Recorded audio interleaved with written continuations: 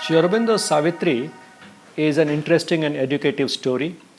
It is great poetry, it has spiritual philosophy, and it also is a complete guide for sadhana. But in addition to all this, and above all this, it is also a sacred scripture. And what makes it a sacred scripture is the fact that it has the spiritual experiences of both Sri Aurobindo and the mother. The mother herself has said once that Sri Aurobindo very often read out to her the passages that he had written that day, and she found that there was a remarkable similarity between what he described and what were her experiences the previous night. How Sri Aurobindo knew what the mother was experiencing is something truly amazing. But the fact is that Savitri has these spiritual experiences described as the experiences of Aswapati and Savitri, but they are in fact spiritual experiences of Sri Aurobindo and the mother. And in that sense, it acquires the same status as the Upanishads. Why are the Upanishads considered sacred? They are considered sacred because they are the product of the rishis who went on a spiritual quest to answer deep existential questions, and they finally got these questions not by thinking too much about them, but at a level higher than the mental. You know, the type of vision that a rishi acquires, which is independent of what we see outside. The Divya Chakshu that Lord Krishna describes in the Gita, he gave Arjun this Divya Chakshu Dadami, he told him, and then Arjun could see that ultimate reality, the absolute in Krishna. And that is the type of vision the rishis acquire, and that is why they are called rishis. Rishi literally means one who sees, or who is literally a seer. What does he see? He sees that his ultimate reality is the same as that of the rest of the creation, and that in turn is the one that created the universe, continues to run the universe, and also exists beyond the universe.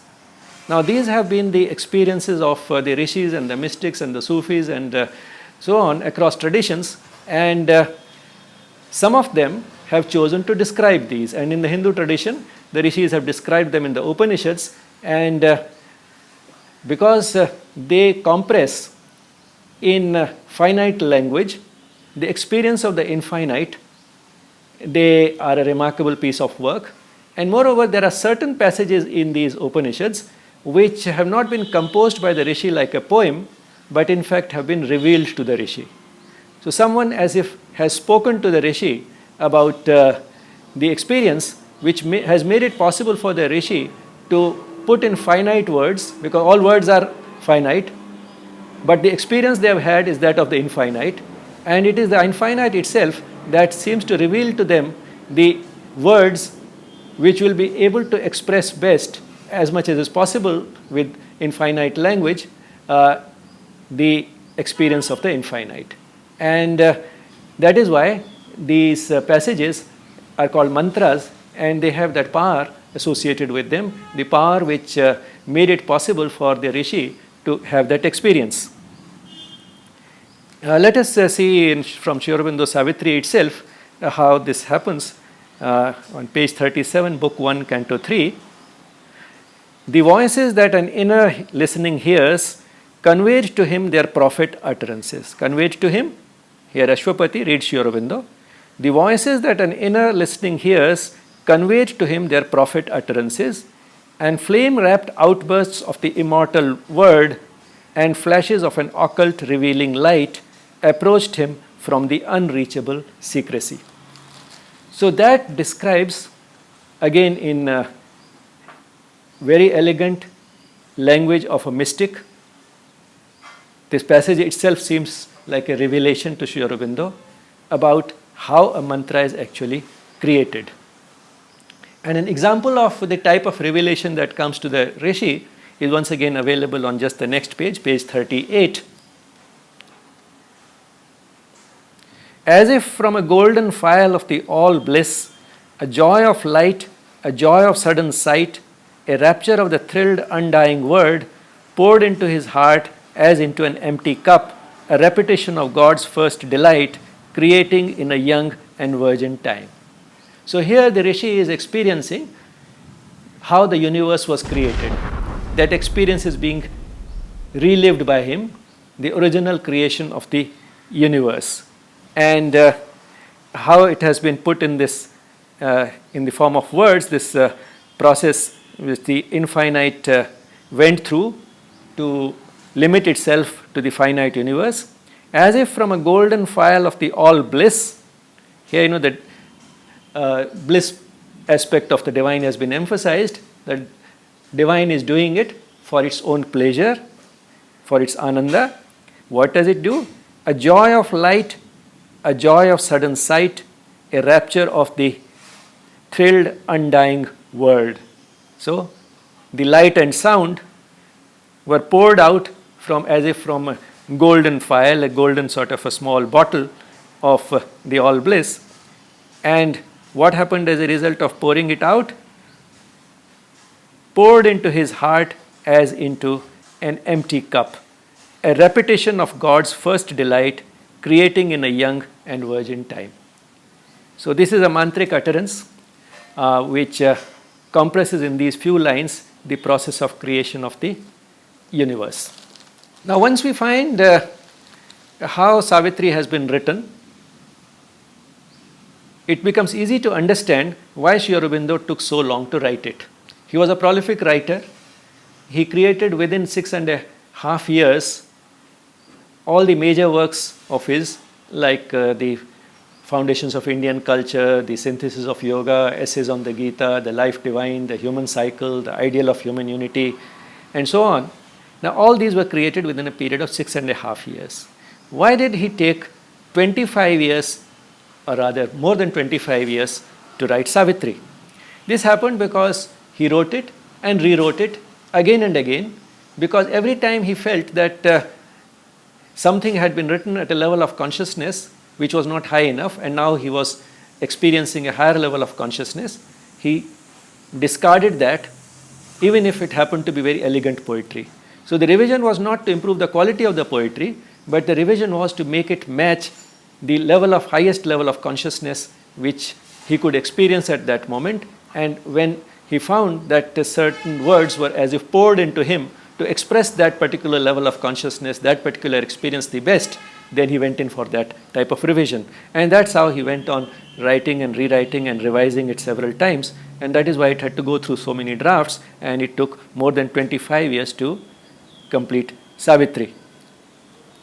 And that is also the reason why, when many people looking at Savitri from a mental angle wrote to him letters suggesting some changes, he generally replied all those letters, and he also gave very elaborate reasons why he was not making any revision.